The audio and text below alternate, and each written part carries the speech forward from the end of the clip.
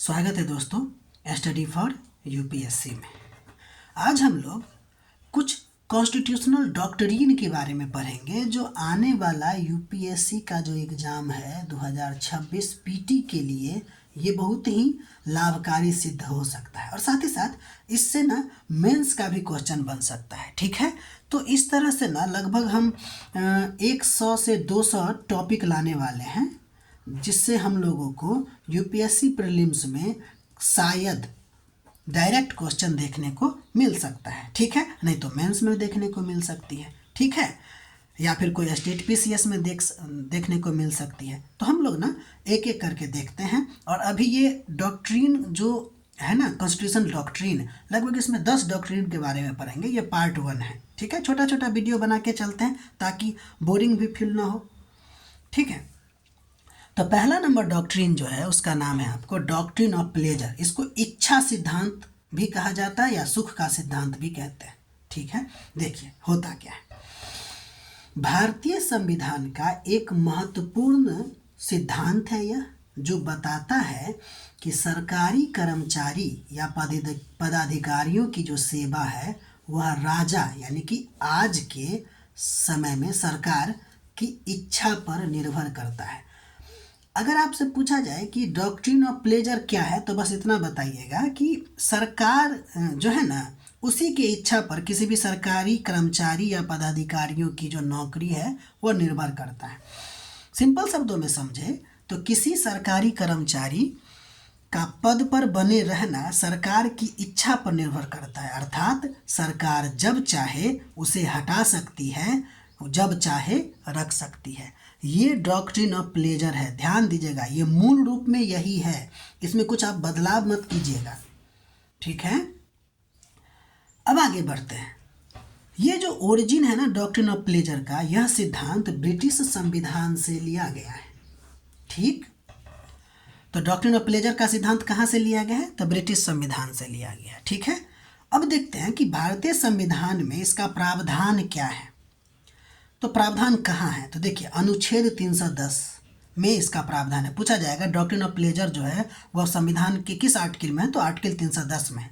यह जो आर्टिकल है वो क्या बताता है? बताता है कि केंद्र और राज्य सरकार के कर्मचारी, ध्यान दीजिएगा, केंद्र भी है और राज्य भी है, के कर्मचारी प्रेसिडेंट या गवर्नर की इच्छा से पद पर रहते हैं। तो यही क्या है आपको? डॉक्ट्रिन ऑफ प्लेजर है। ठीक है, अब देखिए चूंकि ये हमारा संविधान है ना, तो संविधान प्रत्येक व्यक्ति के लिए कल्याणकारी होता है। तो भाई आज के समय में मान लीजिए अगर ऐसा हुआ तो ये तो डिक्टेटरशिप हो जाएगा, इच्छा के आधार पर हटा दिया जाएगा। तो जब मर्जी किसी को हटा दो। तो संविधान क्यों है? लोगों के अधिकार की रक्षा करने के लिए है ना। तो अब देखिए उसी के आगे में अब अनुच्छेद 311 है, जो क्या है कि कर्मचारियों को ना कुछ संवैधानिक सुरक्षा यानी कि प्रोटेक्शन देता है ताकि उसे मनमाने ढंग से बर्खास्त न किया जाए। यहाँ हमको 2 बात समझना है। अगर आपको पूछा जाएगा कि डॉक्ट्रिन ऑफ प्लेजर क्या है तो बस आप इतना याद रखिएगा कि सरकारी कर्मचारी को राजा अपनी इच्छा से हटा सकता है, यानी कि राष्ट्रपति या गवर्नर अपनी इच्छा से हटा सकता है। इसमें कोई किंतु परंतु नहीं है। लेकिन इसमें जुड़ ये जाता है कि भाई कर्मचारी की भी सुरक्षा होनी चाहिए। ये जो मतलब कि डॉक्ट्रिन ऑफ प्लेजर है वो मनमाना नहीं होना चाहिए। ठीक है, उम्मीद है समझ गए होंगे। अब हम लोग आगे बढ़ते हैं। उदाहरण हम दिए हैं कि मान लीजिए कि कोई आईएएस अधिकारी गलत कार्य कर रहा है, सरकार चाहे तो हटाने की शक्ति रखती है। क्यों भाई? डॉक्ट्रिन ऑफ प्लेजर के कारण, परंतु उसे सुनवाई का अवसर देना होगा। क्यों? क्योंकि आर्टिकल 311 में उसको सुरक्षा दिया गया है। उम्मीद है समझ गए होंगे। यहाँ से एक क्वेश्चन देखते हैं। सुख का सिद्धांत या इच्छा सिद्धांत के संबंध में निम्नलिखित कथनों पर विचार कीजिए। पहला कथन है कि इच्छा का सिद्धांत राष्ट्रपति को बिना किसी कानूनी कारण या औपचारिक प्रक्रिया के किसी भी सरकारी कर्मचारी को हटाने की अनुमति देता है। नंबर 2, यह सिद्धांत केवल अखिल भारतीय सेवाओं में सरकारी कर्मचारी पर लागू होता है, न कि राज्य सेवाओं में कार्यरत कर्मचारी पे। नंबर 3, भारतीय संविधान का अनुच्छेद 310 कहता है कि सिविल सेवक राष्ट्रपति के प्रसाद पर्यंत पद धारण करते हैं, लेकिन अनुच्छेद 311 के तहत सुरक्षा उपाय उपलब्ध है। ठीक है, आपको ये बताना है कि इस तीनों में कौन कौन सा सेंटेंस सही है और कौन गलत है। ठीक है, ये आपको बताना है। अब हम लोग डॉक्ट्रिन ऑफ प्लेजर के बाद अगला डॉक्ट्रिन पढ़ने जा रहे हैं, उसका नाम है डॉक्ट्रिन ऑफ टेरिटोरियल नेक्सस, यानी प्रादेशिक संबंध सिद्धांत या क्षेत्रीय संबंध सिद्धांत। हम यहाँ पे एक बात बताना चाहते हैं, जब भी आपको इस तरह का शब्द मिले तो आप ना कम से कम इसके लिए इंग्लिश टर्म जरूर देखिएगा। क्षेत्रीय संबंध का सिद्धांत या प्रादेशिक संबंध का सिद्धांत में हो सकता है इसका कुछ और भी नाम हो हिंदी में, लेकिन ये नहीं बदलेगा, डॉक्ट्रिन ऑफ टेरिटोरियल नेक्सस। अब हम देखते हैं इसका अर्थ क्या है। ठीक, तो देखिए पहली बात इसका अर्थ समझते हैं। अगर किसी राज्य का किसी विषय या व्यक्ति से पर्याप्त संबंध को इंग्लिश में बोलते हैं नेक्सस है, तो वह राज्य उस विषय उस व्यक्ति पर कानून बना सकता है, भले ही वह व्यक्ति या वस्तु राज्य की सीमा के बाहर क्यों ना हो। यह है डॉक्ट्रिन ऑफ टेरिटोरियल नेक्सस, यानी कहना चाह रहा है सिंपल में कि राज्य किसी विषय पर किसी वस्तु पर अपना कानून बना सकता है, चाहे वो व्यक्ति चाहे वो वस्तु उस राज्य के सीमा से बाहर हो, लेकिन कब? जब उसके पास पर्याप्त संबंध यानी कि नेक्सस हो। वही बताने की कोशिश कर रहे हैं आगे कि भारत में हर राज्य सरकार केवल अपने राज्य की सीमाओं के भीतर ही कानून बना सकती है, लेकिन यदि किसी चीज या व्यक्ति का उस राज्य से सीधा संबंध यानी कि टेरिटोरियल कनेक्शन है, तो राज्य सरकार उस पर कानून बना सकती है। इसे ही डॉक्ट्रिन ऑफ टेरिटोरियल नेक्सस कहा जाता है।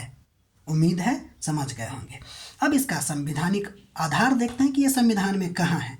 तो यह जो आर्टिकल है, ये जो डॉक्ट्रिन ऑफ टेरिटोरियल नेक्सस है, वह आर्टिकल 245 और आर्टिकल 246 से जुड़ा हुआ है। ठीक, अब देखिए आर्टिकल 245 एक कहता है कि राज्य विधानमंडल केवल उस राज्य के भीतर कानून बना सकता है, ये कहा हुआ है। लेकिन टेरिटोरियल नेक्सस डॉक्ट्रिन जो है इस सीमा को थोड़ा लचीला बना देता है। ठीक है, इस सीमा को केवल को वहाँ पे हटवा देता है, डॉक्ट्रिन ऑफ टेरिटोरियल नेक्सस। ठीक, अब आगे बढ़े, उम्मीद है इतना तक समझ गए होंगे। अब ध्यान दीजिए कि ये जो टेरिटोरियल नेक्सस है उसके लिए शर्त क्या है, डॉक्ट्रिन कब लागू होगा। तो इसके लिए दो जरूरी बातें, पहला वास्तविक संबंध होना चाहिए राज्य और विषय का, और दूसरा यह संबंध कानूनी रूप से तर्कसंगत यानी कि लेजिटिमेट नेक्सस होना चाहिए, यानी कि अपने मन से कुछ भी कह रहे हैं।